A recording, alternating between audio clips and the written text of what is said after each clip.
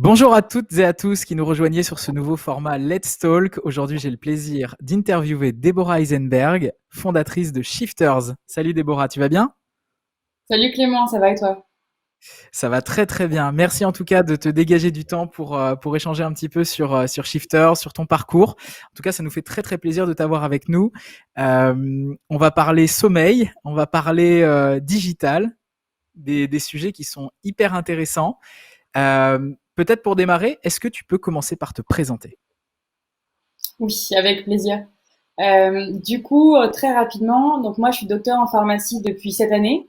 J'ai fait ma thèse de pharmacie justement sur le sommeil, sur les rythmes décalés, j'ai vraiment discuté avec énormément de monde pour construire cette thèse, avec des navigateurs, avec des fondateurs de start-up, des étudiants, des pilotes d'avion, des stewards, vraiment pour avoir Ah oui. un fondement énorme sur le sommeil et les rythmes décalés. Après mes études de pharmacie, la thèse de pharmacie, on peut la faire un petit peu après avoir fini ses études, ce qui explique du coup entre-temps le fait que j'ai fait un master 2 en neurosciences cognitives et comportementales, parce que je suis passionnée de neurosciences. Et ensuite, donc j'ai fini mes études scientifiques et je me suis dit, j'adore la science, mais je veux pouvoir aider rapidement les patients, rapidement pouvoir mettre en application des idées. Et donc je me suis dirigée vers l'entrepreneuriat et là j'ai fait le master d'X HEC entrepreneur qui existait à l'époque en tant que bio-entrepreneuriat. Ok, donc tu as voulu rapidement finalement avoir ouais, donner de l'impact sur tes connaissances, on va dire théoriques, j'imagine, sur le milieu de la neuroscience, pardon. Et est-ce que ça t'a aidé ce master à HEC pour te lancer? Ah oui, c'était une énorme expérience pour moi parce que dans les études de santé, on n'apprend pas forcément à créer une start-up, à construire ses idées en fait. On apprend super bien à travailler sur n'importe quel domaine scientifique et surtout en pharmacie, on se rend pas compte, mais en fait en pharmacie, on nous apprend à travailler sur un peu différentes sciences. Et là, pour le coup, pouvoir appliquer toutes ces sciences à quelque chose de concret, ça, je l'ai appris en fait pendant le master HEC. J'avais aucune idée que j'étais capable de gérer une start-up, de gérer des idées, de postuler à des concours, à des incubateurs, à savoir pitcher des business plans ou des choses comme ça. Justement, tu as fondé Shifters juste à la suite du master à HEC ou pas? Je l'ai monté en fait pendant le master HEC. En Mhm. janvier, pendant que je faisais le master, il fallait en fait décider d'un projet sur lequel on allait travailler. Les Ouais. projets qui étaient présentés me motivaient pas assez en fait pour que je sois à fond là-dessus. Et donc j'ai repris une idée en fait qu'on avait eue à plusieurs pendant un hackathon. Finalement, l'idée du hackathon n'est absolument plus la même que celle que j'ai maintenant. C'est Ouais, normal, on vous a avez tout. pivoté. Ouais, c'est normal. En fait, celle du hackathon, c'était vraiment sur la sieste chez les soignants pendant qu'ils sont en train de travailler. Et moi, j'ai totalement remodifié cet outil-là pour dire que je suis sur les personnes qui sont en travail décalé de manière générale, donc pas que les soignants, et pas seulement sur la sieste, mais en fait sur la cause de cette fatigue qui les mène à faire la sieste, c'est-à-dire un mauvais rythme de sommeil. D'accord, ok, ok. Et est-ce que tu peux peut-être mieux décrire tes utilisateurs? Qui sont-ils exactement? C'est vrai qu'on a parlé peut-être des infirmiers, des infirmières. Est-ce que, je sais pas, je sais pas, je pense à des hôtesses de l'air notamment. Est-ce qu'il y a d'autres métiers comme ça qui sont vraiment impactés par ce travail décalé peut-être dans les usines? Qui sont tes utilisateurs principaux déjà dans un premier temps?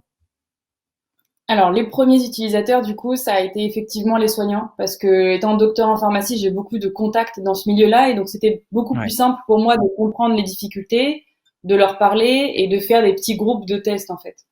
Donc, on a commencé avec les soignants, avec des infirmières, des aides-soignantes, avec des médecins, des sages-femmes. Rapidement, là, on va partir de base, on voulait partir sur le milieu aérien, mais avec la crise, c'est un petit peu compliqué. Mais on Ouais, c'est avait sûr. ambition de partir sur voilà les pilotes, les stewards, les hôtesses de l'air. On veut aussi viser toutes les personnes qui sont en 3-8, toutes les personnes qui, de manière générale, dans les entreprises privées ou dans les industries, vont être des personnes qui vont travailler en 24/7 en fait, qui va avoir des équipes qui vont tourner ou qui vont travailler de nuit donc c'est vraiment en fait toutes les personnes qui vont travailler en décalé. Pour l'instant, nous on est sur du B2B puisqu'on veut que l'entreprise en fait participe à la qualité de vie au travail de ses employés. Mais l'idée c'est vraiment voilà de rester sur ça et puis on verra si au bout d'un moment peut et on veut aller sur le B2C pour toucher par exemple les boulangers ou les barman ou les restaurateurs et qui du coup sont dans des beaucoup plus petites structures en fait. Concrètement, comment Shifters aide ces personnes à retrouver un rythme, je sais pas, à retrouver des bonnes habitudes? Très concrètement, comment ça fonctionne?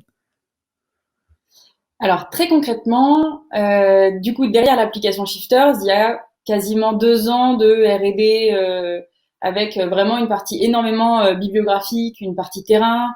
J'ai côtoyé énormément d'experts du sommeil aussi. Ma mère est médecin du sommeil, donc ça a beaucoup aidé dans ce projet-là.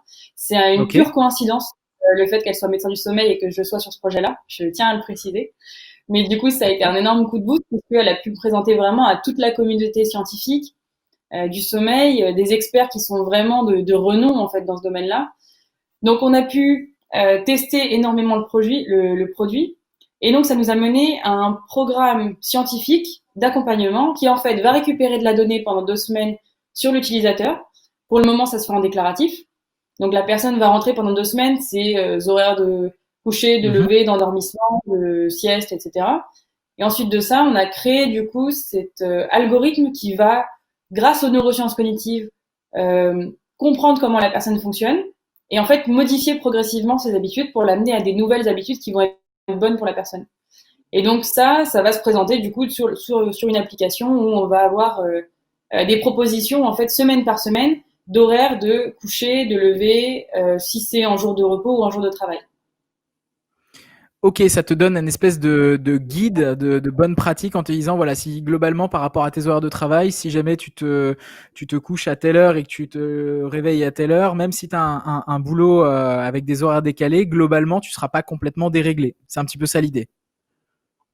Ouais, c'est ça, exactement. Et donc, en fait, nous, on fait ça, et du coup, vu que c'est extrêmement personnalisé, puisqu'on a compris comment la personne fonctionne, on a compris quels sont ses horaires de travail, Ouais. les horaires que nous, on propose sont, en fait, adaptés à cette personne-là. Donc, on va pas proposer les mêmes personnes, les mêmes horaires aux mêmes personnes, enfin, à chaque personne, pardon. Bien sûr. C'est vraiment, voilà, très adapté. Très clair. Et donc j'imagine que ouais, ça va s'adapter même aux personnes d'une même profession et puis même à différentes professions. C'est vraiment ça l'idée du coup. C'est ça. On sait qu'on va devoir refaire un petit peu de bibliographie ou même de terrain et de tests et tout pour la partie scientifique dès qu'on va changer de domaine en fait. On sait que pour le milieu aérien, il va falloir refaire ça, que pour le 3-8, il va falloir refaire ça. Et donc finalement, c'est le salarié qui est dans son entreprise et qui finalement, son employeur exprime à son collaborateur de dire, bah voilà, tu peux télécharger cette application qui est à ta disposition et qui va t'aider à réguler ton sommeil. C'est ça, exactement. C'est l'employé avec qui nous on va discuter, l'employeur pardon, avec qui nous on va discuter. Ensuite de ça, dès que il a accepté d'installer Shifters dans son entreprise, nous on va d'abord faire une formation à l'application, histoire que la Ouais, personne elle fasse pas comme toutes les applications de bien-être, elle l'installe et au bout de 2 semaines on se dit bon en fait on n'a pas envie et on la désinstalle. Là au d'accord. moins on va vraiment créer une connexion avec l'utilisateur, on lui présente l'application, on lui présente le sommeil et ensuite de ça, l'utilisateur donc l'employé en l'occurrence pour installer l'application et vraiment comprendre comment ça fonctionne. Est-ce que, question bête, mais est-ce que ça peut interagir, je sais pas, avec des objets connectés, par exemple une Apple Watch ou enfin des smartwatches qui demain, à travers l'application, pourront suivre précisément l'état du sommeil? Parce que c'est vrai que là, aujourd'hui, tu me disais, les données sont plus en déclaratif. C'est quoi les prochaines features de votre app, par exemple? Bah, on est déjà en train de travailler justement sur de la récupération de données via les objets connectés. Ouais, ok, Donc, c'est justement prévu. Là, on est en train de voir quels vont être les objets connectés les plus précis pour vraiment avoir une donnée qui va être récupérée, qui va être intéressante à utiliser pour l'algorithme. On n'a pas envie de récupérer tout et n'importe quoi, parce que tout et n'importe quoi ne servirait pas. bien sûr. Et après, on voudrait faire en fait une application qui va être vraiment à 360 degrés pour la personne, où elle trouvera pas seulement du sommeil, mais également de la nutrition ou de la relaxation ou des conseils nutritifs aussi qui vont être adaptés. L'idée, c'est que la personne en décalé actuellement, quand elle cherche des indices pour mieux gérer, si déjà elle les cherche, parce qu'en général, elle est un peu en fatalité de bon de toute façon, c'est Mm. foutu, j'ai un rythme décalé, tant pis pour moi. Ouais. Si là, elle cherche des conseils ou qu'elle essaie d'installer des applications ou qu'elle achète des objets connectés, bah là, elle se retrouve face à des difficultés de rien n'est adapté pour moi, en fait. On va lui conseiller d'arrêter le café à 17h alors que à 17h c'est le moment où elle va travailler. On va lui dire bon en fait là il faut mieux que tu manges ça alors que là c'est le moment où elle va travailler. Enfin rien n'est adapté. Donc nous on a vraiment Mmh. ambition de lui donner accès à tout de manière adaptée. Donc le sommeil, c'est une des perspectives finalement, mais ce que vous visez, c'est une solution pour les personnes qui travaillent de façon décalée. C'est ça, exactement. Ok, ok, ok. C'est quoi votre business model aujourd'hui?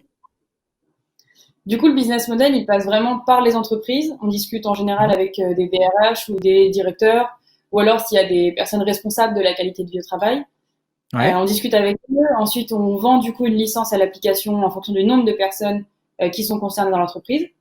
Et ensuite, il y a donc la formation initiale qui est prise en compte aussi pour présenter l'application. Et on vend également d'accord. aussi des webinars ou des ateliers qui vont être plus bien-être, sophrologie, activités sportives, des choses comme ça. Ça roule. De quoi vous avez besoin en ce moment, Déborah, si ça peut permettre en tout cas de faire passer un message? Je sais pas, est-ce que tu recherches à lever des fonds? Est-ce que tu recherches des techs voilà, pour ta team? Est-ce que tu as des recherches particulières en ce moment? Comment on peut t'aider? Comment on peut m'aider? C'est une très bonne question. Ça fait un peu Noël avant l'heure, du coup. Euh, Profite-en. La liste du Père Noël. euh, pour l'instant, on n'a pas ambition de lever des fonds. On aimerait avoir un autofinancement qui fonctionne. On sait Mhm. que on a envie d'avoir une croissance qui est assez importante l'année prochaine. Donc, on va sûrement devoir faire appel à des business angels. Et donc là, ça peut être effectivement dans la liste du Père Noël de trouver des personnes qui vont être bienveillantes, mais en même temps assez critiques pour nous accompagner et qui en même temps vont financer une partie du projet. Et en fait, ce financement vont surtout nous aider à développer la partie technique et scientifique, puisqu'on a besoin de personnes pour nous aider à développer l'application et continuer d'avancer sur la partie scientifique. Très clair, Déborah, très clair. De quoi tu es le plus fier aujourd'hui? Euh, Je dirais que c'est de pas avoir baissé les bras sur Shifters parce que j'ai rencontré quand même pas mal d'épreuves. Le fait d'avoir été seule dans l'équipe, le fait que au bout d'un moment ma famille me dit ouais mais t'es pas très motivée finalement par le projet et ils avaient raison. Le moment où je l'étais, c'est que en fait je me posais des questions sur est-ce qu'il fallait que je continue ou pas, est-ce que j'avais vraiment une idée et en fait à chaque fois ça me remotivait le fait de me dire bah en fait t'es pas motivé, bah du coup ça me remotivait et je me mettais Ok. assez à une T'avais envie de table prouver aussi quelque part à tes proches que tu étais capable d'aller au bout de tes idées, d'entreprendre, c'est ça? c'est ça, il y a de ça. Et puis surtout, je me disais, le projet que j'ai actuellement, il a vraiment une ambition à aider un maximum de monde, en fait. En France, c'est quand même 6 millions de personnes qui sont touchées qui travaillent en décalé. Et je pense qu'il y en a une énorme partie d'entre eux qui savent absolument pas comment gérer leur sommeil et qui, du coup, sont Mm. épuisés en permanence. Donc, je sais que je peux avoir une portée énorme avec ce projet-là et arrêter parce que j'ai perdu ma motivation, je trouve que c'est pas une bonne excuse, en fait. Donc, je suis Alors très fière justement, d'avoir continué à rester motivée. ouais, ouais, ouais, bah ouais, complètement. Euh, Par rapport à ta motivation, est-ce que tu as des rituels, c'est lié à ta motivation ou pas d'ailleurs, hein, mais soit pour garder ta motivation ou t'arrives le matin, est-ce que tu as des réflexes particuliers? Là, du coup, ce que je fais, c'est que je m'oblige à me faire une liste le matin de choses à faire, parce que sinon, j'ai une tendance, et c'est souvent ça, je pense, quand on est CEO d'une boîte, c'est on a envie de tout faire dans une même journée. Mm. J'ai beaucoup entendu la phrase, oui, mais dans une journée, il y a que 24 heures, sachant qu'il faut déjà utiliser 8 heures pour dormir. Ouais. Donc, ce que je fais, c'est que le matin, en fait, je me fais une liste de 5-6 tâches qui sont assez prenantes dans une journée déjà et que je dois faire. Puis je me mets une petite tâche bonus en plus si j'ai le temps, je la fais du coup. Ok, très bien. Le truc le plus bizarre ou con que tu as entendu dans ton métier ou dans la tech en général? Euh, le premier truc qui me vient comme ça, mais c'est, enfin du coup, je ne citerai personne pour ne vexer personne ou quoi. Ouais. C'est qu'en fait, du coup, en étant du coup docteur en pharmacie, on nous apprend à avoir une rigueur scientifique, et on nous apprend vraiment à passer les étapes scientifiques pour dire que notre produit il marche. Et donc, j'ai Mhm. discuté avec des personnes qui faisaient des startups justement dans le sommeil ou dans la santé de manière générale. Je vais rester floue du coup. Et en fait, c'est des personnes qui m'ont dit oui, oui, j'ai validé mon produit, je l'ai testé, j'ai une étude clinique. Et du coup, une étude clinique, ça veut dire quand même de le tester sur un certain nombre de personnes pour enlever Ouais, les sur un biais qui panel, ouais. de généraliser. Et du coup, la personne m'a dit qu'elle l'avait testé uniquement sur 8 personnes, ce qui est totalement ridicule d'un point de vue scientifique, en fait. On dit pas qu'on a une étude clinique avec ça, on a fait juste une petite phase de test, quoi. Et Ouais, c'est pour moi, ça. ça a Ok. été gênant comme moment parce que la personne était persuadée, du coup, d'avoir vraiment validé quelque chose, alors que je lui dis, mais non, vraiment pas. Donc, il y a encore beaucoup à faire. Je pense, en D'accord. fait, les personnes qui travaillent dans la science devraient vraiment être formées un peu à ces choses-là de qu'est-ce que ça implique de devoir faire des études cliniques, de devoir valider son produit, des choses comme ça. Là où effectivement, toi, ton projet, pour le coup, est complètement baqué scientifiquement. Alors complètement pas encore, justement. On Ouais, sait déjà mais que, ouais, voilà. C'est en enfin, bonne on voie, sait on va déjà dire. du coup on va, on l'a testé déjà sur un certain nombre de personnes. On l'a testé donc 2 fois sur 5 personnes, et ensuite on l'a testé sur une centaine de personnes. Et on voudrait faire, dès qu'on aura les fonds nécessaires, une étude clinique justement pour montrer que qualitativement on a une amélioration du sommeil. D'accord, sur vos utilisateurs. Très clair. Ok, ok. Est-ce que tu as des regrets? J'ai tendance à dire que j'ai jamais de regrets. Parce que quand je prends une décision, que je fais quelque chose, je la prends de manière consciente. Mhm. Donc j'ai tendance à dire que je n'ai pas de regrets. Enfin, ça, je pourrais dire, j'aurais, voilà, si je devais refaire l'expérience, je voudrais dire que j'aimerais aller plus vite, quoi. Mais en fait, je suis allée moins vite que ce que je voudrais parce que j'ai fait des erreurs, que j'ai appris des choses et que maintenant je le sais, quoi. Mais au moment où je les faisais, je savais pas que c'était une erreur. Ok. Un conseil à nous donner? De bien dormir. Ça, c'était peut-être pour le mot de la fin, parce que justement, on arrive bientôt à la fin de cette interview. Déborah, comment tu souhaites conclure? Euh, Bah de vraiment de faire attention à son sommeil et encore plus en temps de confinement parce que c'est quelque chose qui on se rend pas compte hein, mais c'est tu dors mal, du coup tu deviens exécrable avec tes proches et du coup t'es fatigué donc t'es beaucoup plus malade en fait si t'es fatigué. Enfin le sommeil mine de rien c'est un des piliers fondamentaux de pour bien vivre. Eh ben écoute, en tout cas, on va essayer d'appliquer et d'être hyper rigoureux. Voilà, tes conseils. En tout cas, Déborah, c'était un plaisir d'échanger avec toi aujourd'hui. Longue vie à Shifters. Merci d'avoir été, voilà, de t'être prêté au jeu de l'interview. Merci à toutes celles et ceux qui nous ont suivis sur cette vidéo. Et n'hésitez pas en tout cas à suivre Excelsior sur les différents réseaux qui vont s'afficher à l'écran. Déborah, en tout cas, à très très bientôt. Salut tout le monde. À bientôt, comment